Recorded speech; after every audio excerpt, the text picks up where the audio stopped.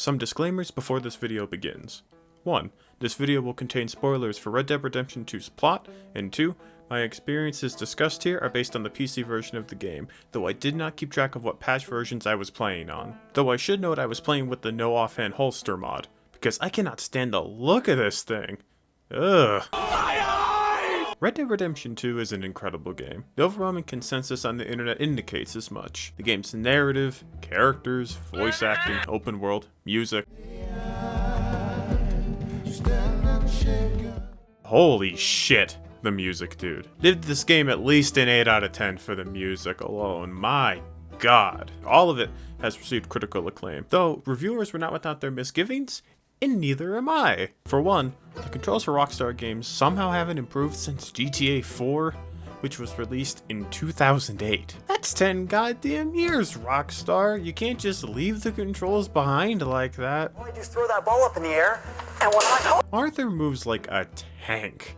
My guess being to help the animations along, and this is fine enough for just walking around town or even gunfights, but anytime there's platforming to be done, which the game actively encourages at times, it's downright terrible. The controls are not fit for platforming at all, and given how much of it you'll have to do for 100% completion, I'm honestly astonished at how poorly suited they are for the task. Also, many people have reported frustrations from the fact that focusing on an NPC to talk and aiming your weapon are on the same button. However, I personally had more issues with Arthur opting to put some random guy in a chokehold rather than getting on his damn horse like I asked him to. This was especially problematic in Saint Denis, where the sheer amount of people in the area made Arthur's fits of rage more likely. Don't you look at me. Hey. In fact, regarding Saint Denis in general, fuck this place. The entire city's police department will be on your ass simply for defending yourself, and they are more than prepared to gun you down because of obnoxious and hard to avoid crimes like horse collisions.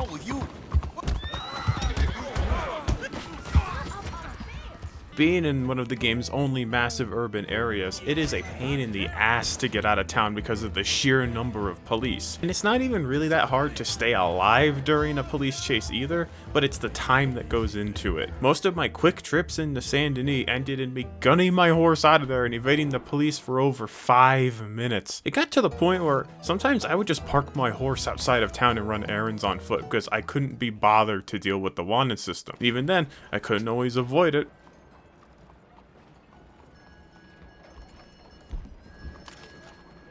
Regarding the plot, I think my biggest criticism by far was the very existence of Guarma. Guarma is a tropical setting, and for that, it is very interesting and different. I can give it that. But as far as the plot goes, what the hell happened?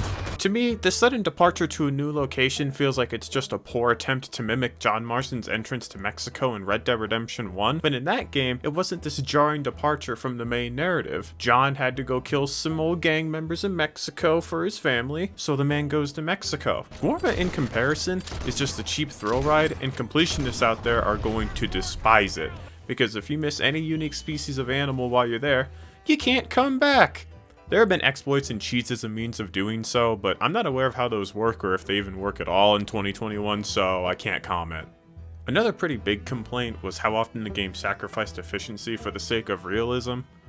I have mixed feelings on this one. I think the skinning animations for animals are definitely a bit much, and for some animals it takes such a long time to skin them.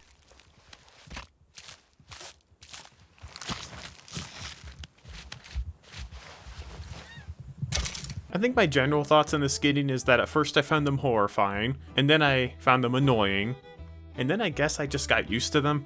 I think the game is best enjoyed if you take your time anyway, but it's not like the game needs them. Animations aside, I think I actually found myself more frustrated with other parts of the game that were meant to add to the realism. For example, the gun and cleanliness systems. You want to tell me how wiping off the exterior of the gun is supposed to help make it shoot better? Listen, I don't know a goddamn thing about guns, but that just doesn't make a lot of sense to me. Wiping a gun with the cloth to make it shoot better makes about as much sense as platforming with the character built like a brick shithouse.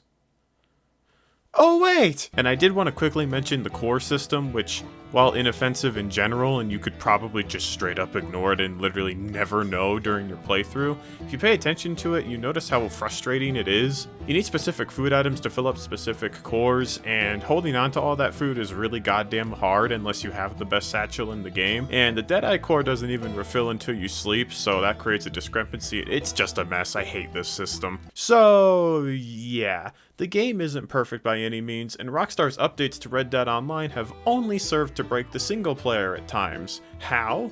I have no idea, but I know that we all remember the dreaded cold glitch in camp. Aren't you cold dressed in there? But even despite all that, I had a pretty good time with the game on my first run, largely on the narrative and character interactions alone. I found the experience emotionally compelling and enjoyable. But I didn't think the game was truly incredible, because when I was all finished with the epilogue and roaming around with John, I came to realize something. I've been missing out. When playing through Red Dead Redemption 2 for the first time, I was more or less just playing a movie. If the marker on the map wasn't yellow to indicate it would progress the story, I couldn't be bothered. Now for the record, this is obviously partly my fault. I have a tendency to prioritize efficiency over what I previously saw as meandering. I was only there to complete the game's narrative, and I had a great time doing it, but I also neglected damn near anything else in the game, except for the horses. You best believe I had the game's wiki page pulled up referencing all the different stat numbers for all the different horses, trying to figure out which one was the best. For the record, it's the Missouri Foxtrotter. Fuck you, Turkmen fans. My horse is faster. That aside, I don't think this was entirely my fault. When you start free roaming in Chapter 2, the game doesn't really implore you to get going and off exploring the world. There are already plenty of random encounters and local side mission near the gang's camp that largely occupied any of the side content that I happened upon. In fact, I felt pretty discouraged from going too far from camp, especially in Chapter 2. For one, the interactions you can partake in and witness in camp are one of the strongest parts of the game. Do you realize you look like a backstreet butcher, Mr. Morgan?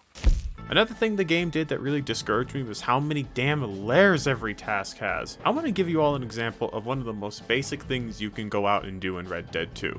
Hunting. First, you've got to find the animal you want. Fair enough, plenty of easy pickings, but some animals are very rare and are required for certain things. So finding your target can be a hell of a time. I have spent real-life hours searching dark paths in the game because some jackass raccoon only spawns at night, and the nighttime in this game only lasts for like 5 minutes for some reason. Now let's say you did finally manage to find that rare animal. That's great, except now you have to see if it has anything less than 3 stars, because if it has less than 3 stars, you're shit out of luck, because it's impossible to get a perfect pelt from something that doesn't have 3 stars. Okay, so let's say you did find a 3-star animal. Now, you've got to make sure to not only use the correct weapon to kill it, but the right kind of ammo too, because a bow with regular arrows is gonna ruin the rabbit pelt.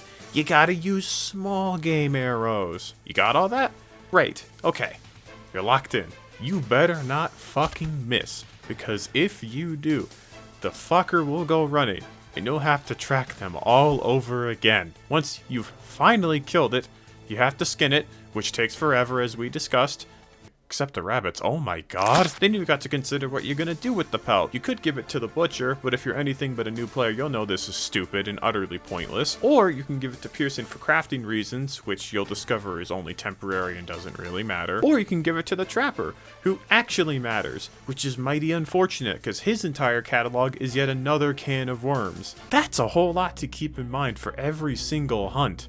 And again, that is just one of several activities you can do. With all that shit hanging over my head, I opted to just keep doing story missions. It was just the easier thing to do. So the unfortunate part about playing the game like I did the first time is that the open world basically just becomes a backdrop for the main story. Red Dead's open world is obviously massive, but what's surprising is that it is actually genuinely packed with content, and with the story remaining largely compelling, it's hard to write off onto all these paths when you don't need them to progress. It's just a lot to take in. Except on those paths are where the game truly comes to life. Out in the beautiful world, you can go hunting, fishing, play cards. Keep it moving. Yeah, I got nothing. Yeah, that's it.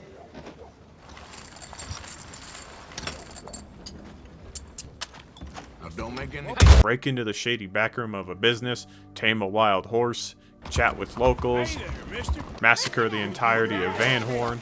Okay.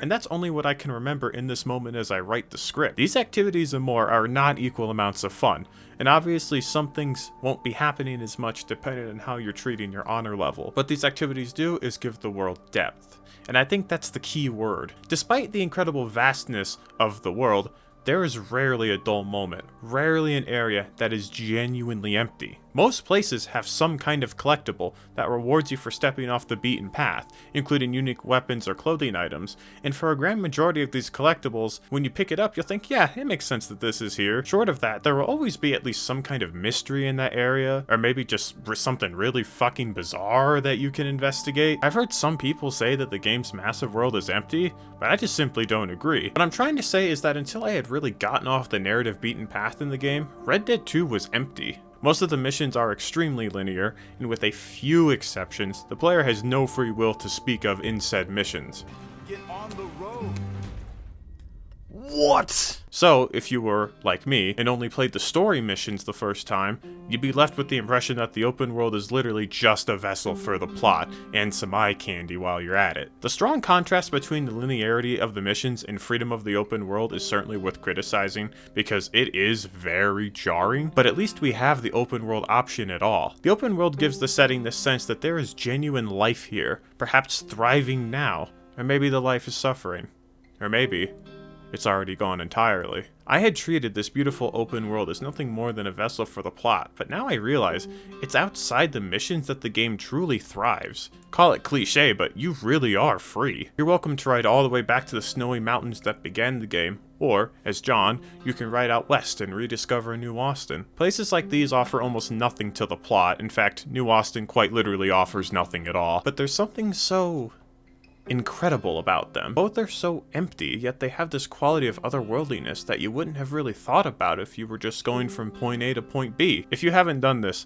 I definitely recommend it. I don't mean to insult Red Dead Redemption 2's story, because I think the story is pretty good, but I genuinely think that now, after putting over 200 hours in the single player, the game is at its best when the player is off riding wherever their will takes them. During my first playthrough, the game was downright suffocating, with an emotionally engaging story on top of hundreds of side content and open world shenanigans. It was just too much. I don't think everyone who played had trouble managing all of it, but I'm sure I'm not the only one who had issues. If you feel you've had a similar experience, try restarting the game and taking the narrative very slowly. I think you'll find it incredibly enriching to your experience, and perhaps it can fundamentally change how you perceive the game. Fishing is locked out until Chapter 3, but you can begin roaming as soon as Chapter 2, so a brand new playthrough really isn't too rough. I don't know if I'd give Red Dead Redemption 2 a full 10 out of 10, but a second playthrough I haven't even completed yet has left me incredibly fulfilled, and I'm very glad I'm doing it.